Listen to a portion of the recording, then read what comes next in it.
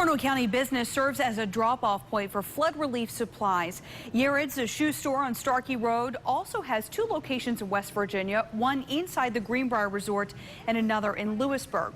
4 of the store's employees were directly affected by last month's flooding. Roanoke manager Stephanie Ragsdale said they couldn't sit back and not help.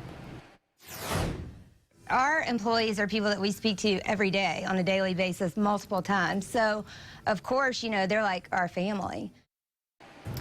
Employees in Roanoke are working to make deliveries to Greenbrier County twice a week. If you're interested in giving drop-offs, you can drop off supplies or gift cards at the Yarid store in the Forum Shopping Center on Starkey Road.